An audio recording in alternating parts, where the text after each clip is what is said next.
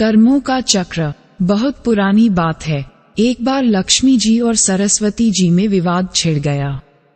लक्ष्मी जी बोली, मेरे आशीर्वाद के आगे भला कर्मों की क्या हस्ती हैं। परंतु सरस्वती जी अपनी बात पर अड़ी थी कि हर एक को पिछले कर्मों का फल भोगना ही पड़ता है।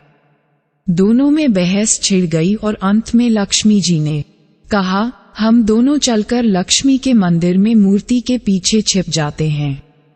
वहां जो कोई भी धन की इच्छा लेकर सबसे पहले आएगा, उसको मैं अपनी इच्छानुसार धन दूंगी। फिर देखूंगी कि कर्म किस प्रकार उसे दुखी होने से रोकेंगे। सरस्वती माता ने कहा, ठीक है, और आपको एक नहीं 3 मौके मिलेंगे। दोनों मंदिर में जाकर लक्ष्मी जी की मूर्ति के पीछे छिप गई। मंदिर के पास ही रामनगर नाम का एक गांव था। इसमें बलराम नामक एक लकड़हारा अत्यंत गरीबी में अपने दिन काट रहा था। उसकी पत्नी का नाम सुनीति था। उसका एक पुत्र और एक पुत्री भी थी।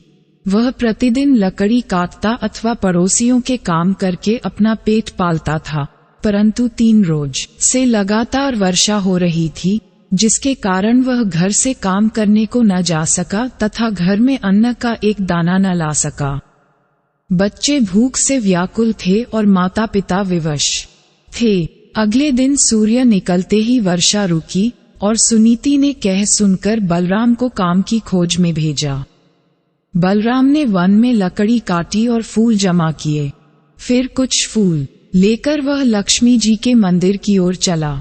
बलराम अत्यंत भाग्यवान था, क्योंकि वही पहला मनुष्य था जो कि उस मंदिर में सबसे पहले पहुंचा, जिसमें दोनों देवियां छिपी बैठी थी। बलराम ने मूर्ति की पूजा की, फूल चढ़ाए और धन के लिए हाथ जोड़कर प्रार्थना करने लगा। देवी लक्ष्मी ने उपयुक्त अवसर देखकर मोहरों की वर्षा कर दी। बलराम आंखें फाड़ फाड़ कर देख रहा था कि क्या ये सत्य है अथवा स्वप्न। बड़ी देर में उसे विश्वास हुआ कि देवी लक्ष्मी वास्तव में उस पर प्रसन्न हो गई हैं। मंदिर के कोने में मिट्टी की एक मटकी रखी थी। सब मोहरे उसमें भरकर आनंद से उछलता हुआ वह अपने घर पहुंचा। बाहर से ही उसने अपनी पत्नी को आवाजें देनी शुरू की कि देखो सुनीति, मैं क्या लाया हूँ। परंतु वह अपनी किसी पड़ोसन से आटा उधार मांगने गई हुई थी। वह उसे ढूंढने को बाहर चल दिया। थोड़ी देर में दोनों पति पत्नी वापस आ गए। बलराम तो खुशी खुशी सब बता रहा था, परंतु सुनीति उस पर विश्वास नहीं कर रही थी। घर में आकर दोनों ने देखा कि मटकी भर अशर्फियां तो क्या, एक भी अशर्फी नहीं है। बलराम कटे पेड़ की भांति गिर पड़ा और सुनीति उसे गालियां सुनाने लगी। अब वह बोलता भी क्या, चुप पड़ा रहा। अगले दिन प्रातः काल वह फिर देवी के मंदिर पहुंचा। लक्ष्मी माता सोच रही थी कि बलराम अब धनी हो गया है, अतएव बहुत सारी सामग्री लाकर पूजा करेगा। परंतु बलराम ने रो रो कर सारी कथा सुनाई। अब की बार देवी लक्ष्मी ने अपने गले का मणिमुक्ताओं का हार उसके ऊपर फेंक दिया। वह अत्यंत खुश होकर वहां से चल दिया। रास्ते में उसे ध्यान आया कि कल उसने धन मिलने पर निर्मल जल में स्नान करके पूजा नहीं की थी, शायद इसलिए उसका कल वाला धन खो गया। ये सोचते ही वह सरोवर पर जा पहुंचा और हार को कुर्ते के जेब में भली भांति बांधकर कपड़े जल के किनारे रख दिया और नहाने को घुस गया। जब वह सूर्य की ओर मुंह करके उसे जल दे रहा था, कपड़ों की ओर कमर थी। हार जरा सा जेब में से चमक रहा था। मछली उसे कोई खाद्य वस्तु समझकर चट से निगल गई। इधर बलराम स्नान से निवृत्त होकर आया तो हार को गायब देखकर रोने लगा। सब जगह उसने हार ढूंढा पर वहां हार नहीं मिला। घर पहुंचकर उसने रोते रोते अपनी पत्नी को सब हाल सुनाया, परंतु उसने विश्वास करने के बजाय और उसे 4 बातें सुना दी। अगले दिन बलराम फिर देवी के मंदिर देर से पहुंचा। लक्ष्मी जी सरस्वती जी से कह रही थी, देखो आज बलराम नहीं आएगा, अब वह अमीर हो गया है।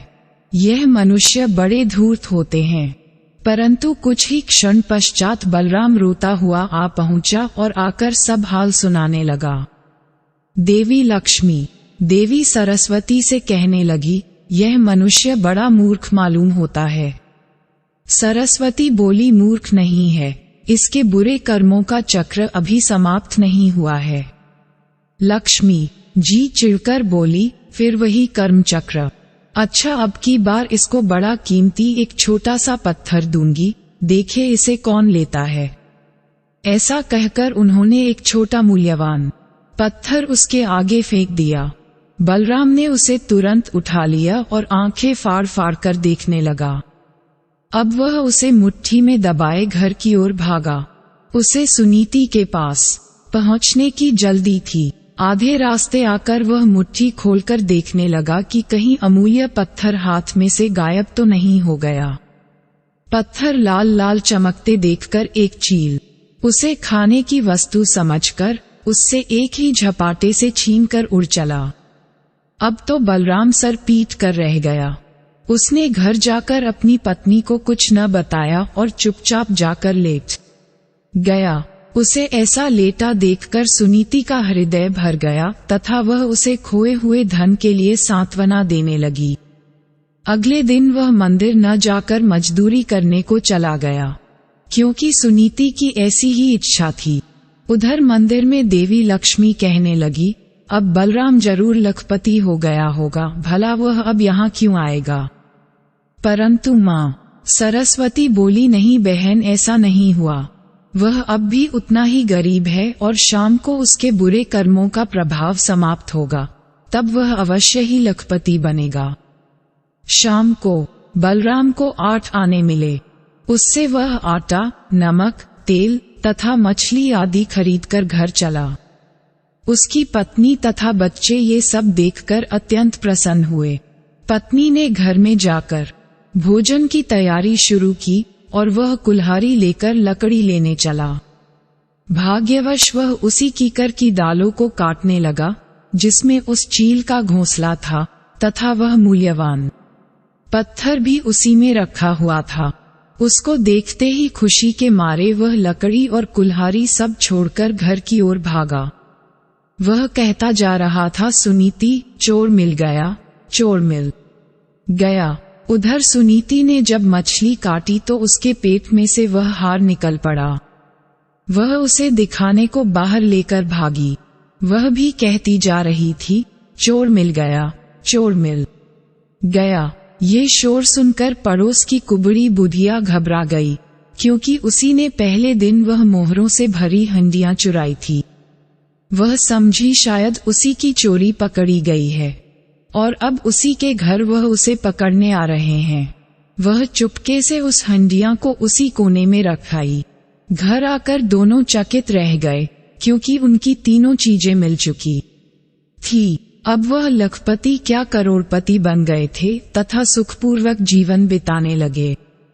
बोलो सरस्वती माता की जय, बोलो लक्ष्मी माता की जय। तो गाइज, आपको हमारा आज का ये कहानी कैसा लगा, कमेंट सेक्शन में बताना ना भूलें। इस कहानी से जुड़ी अगर आपकी कोई राय हो तो भी हमें बताना ना भूलें। फ्यूचर में आपको किस टॉपिक पे वीडियो चाहिए ये भी बताएं। फ्यूचर में ऐसी ही और बेहतरीन वीडियो को देखने के लिए आपके अपने चैनल धार्मिक शहर को सब्सक्राइब करें और वीडियो को लाइक एंड फ्रेंड्स और फैमिली के साथ शेयर करें। राधे राधे। जय श्री कृष्ण। जय श्री राधे कृष्ण।